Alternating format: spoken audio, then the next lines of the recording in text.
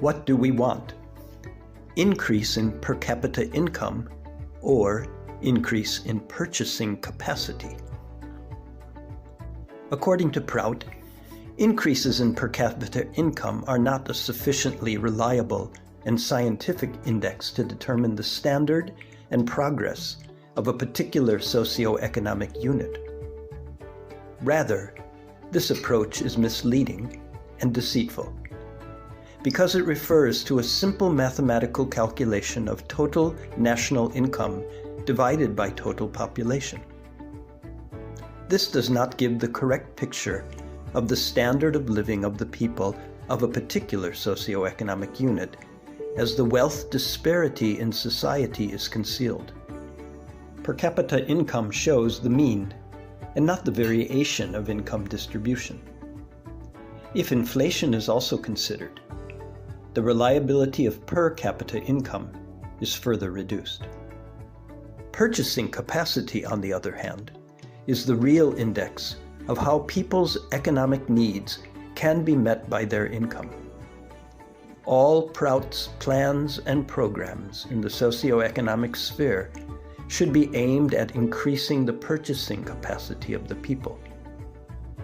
Prout stresses increasing purchasing capacity and not per capita income. Per capita income is not a proper indication of the increase in the standard of living of the people, because while people may have very high incomes, they may not be able to purchase the necessities of life. If the per capita income is low and people have great purchasing capacity, they are much better off. So, purchasing capacity and not per capita income is the true measure of economic prosperity. Everyone's requirements should be within their pecuniary periphery, or purchasing capacity.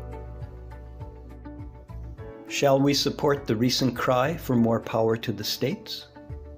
What is our policy? We support economic decentralization. So the amount of power which directly concerns economic decentralization should be in the hands of the states or the concerned lower-level governments. Otherwise, how can they materialize the economic power that is vested in them by decentralization? What is the difference between agrico-industries and agro-industries? Agrico-industries represent a set of pre-harvesting industries. Agrico-industries directly or indirectly promote the rapid qualitative and quantitative growth of agricultural products. Agro-industries comprise those post-harvesting industries which depend on agricultural production. Should development schemes for the all-round elevation of an agricultural country or region and an industrial country or region be the same in theory or different from each other? Development in the sense of all-round elevation is the summum bonum of economic activity. That is, development means integrated, compact, and multi-purpose development. Principles and theories remain unchanged, although policies may vary. The agricultural portion of theory, the agricultural style of theory, should be the same. However, since circumstances vary, the approach or the application of the theory will certainly differ. Until now, the structural locus standi of agriculture has not been properly developed. In fact, all aspects of the structural side of agriculture have been neglected. According to Prout, agriculture should be given the status of industry. In industry, raw material costs, labor costs, interest on loans, depreciation, maintenance costs, profit, the rate of outturn, etc., are fixed and included in costing. In agriculture, this has not been done, so produce is usually uneconomically priced. Farmers are forced to sell their products at low prices due to the pressure of circumstances. This is known as a distress sale. If agriculture is treated as an industry, all the conditions of industry should apply to agriculture. When this occurs, farmers will not be neglected, and there will not be any differentiation in the style of development and costing of agriculture and industry. For example, Orissa produces a single crop of paddy per year. No proper irrigation exists, so there is always a dearth of water. Consequently, peasants remain poor. But this poverty must be removed. If we recognize agriculture as an industry in Orissa, costing and pricing will be different. Costing will include the cost of seeds, labor, raw materials, pension funds, storage or inventory, depreciation, sinking funds, etc. Farmers should also include up to 15% profit on their produce as part of their costs. Thus, the value of agricultural produce as an industrial output will be properly calculated. In a Proutistic economy, buyers will have to purchase agricultural produce at this newly calculated price. This is the proper approach to integrated development. In such a system, farmers will not be exploited or put to needless hardship. What is the significance of the value of wealth? In the subtle economic sense, the value of wealth is the real wealth. Wealth, if not properly defined, may mean only riches. But the value of wealth is to be measured in terms of its capacity to purchase commodities. That is, the purchasing capacity of wealth is its real value. This real value of wealth has not yet been properly understood in numerical terms by economists. What should be the system of share distribution in cooperatives? Prout advocates the phase-wise socialization of agricultural land, which should be managed by farmers' cooperatives. In the initial phase of transition to cooperative management, land shares should be in the hands of those who are landholders. That is, initially the shares in agricultural or farmers' cooperatives should be distributed on the basis of the land vested in the cooperative. When the cooperative system is fully implemented in the agricultural sector, there will not be any distinction between landholders and non-landholders, as all members of the cooperative will be collectively responsible for the management of the land. However, this stage can only be achieved after the proper psychological preparation of the people. In the cooperative system, there should not be any scope for interest-earning shares. That is, there should not be profit-earning shares in cooperatives. Rather, shares should be according to the production of the land. If there are profit-earning shares in farmers or agricultural cooperatives, then these shares will be sold in the share market. Capitalists will buy the shares. The rate of share prices will fluctuate according to the share market prices, and cooperatives will become commercial enterprises. Similarly, in industrial cooperatives, there should be dividend-earning shares and not profit-earning shares, as in bank interest. Otherwise, these cooperatives will also become commercial enterprises. If there are profit-earning shares, the spirit of the cooperative system will be destroyed, and cooperatives will go into the hands of the capitalists. So, there must not be any preferential shares in any farmers, producers, or consumers' cooperatives. Only dividend shares. Shareholders with preferential shares earn a fixed amount of interest from their shares, regardless of whether their enterprise makes a loss or profit. Shareholders must be people of high morality.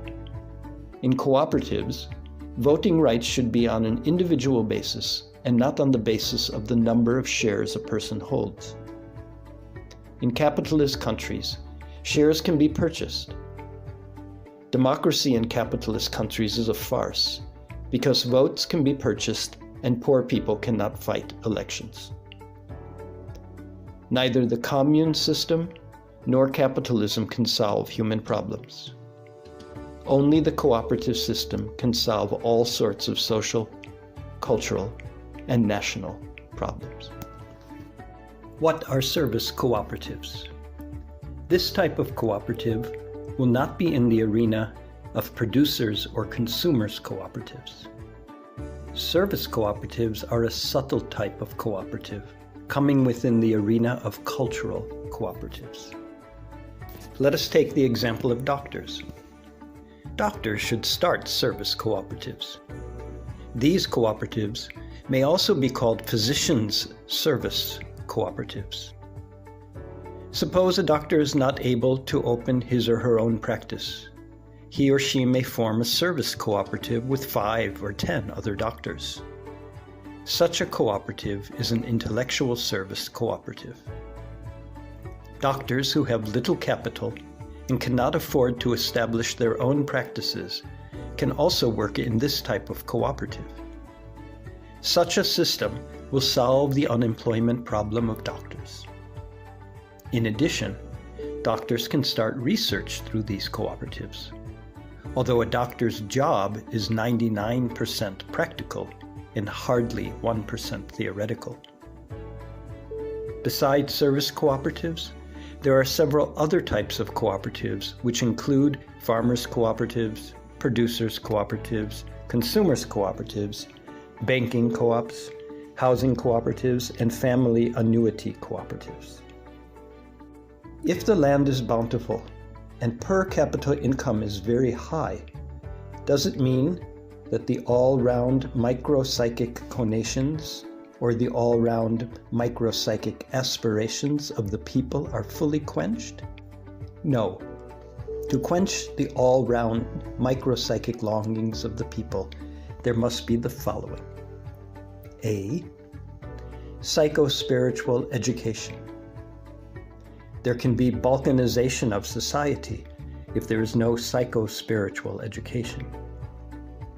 B. Rule by moralists. C. Ever-increasing purchasing capacity. If the per capita income is rupees 50,000 and the price of the quintal of rice is rupees 80,000, the condition of the people will be very bad.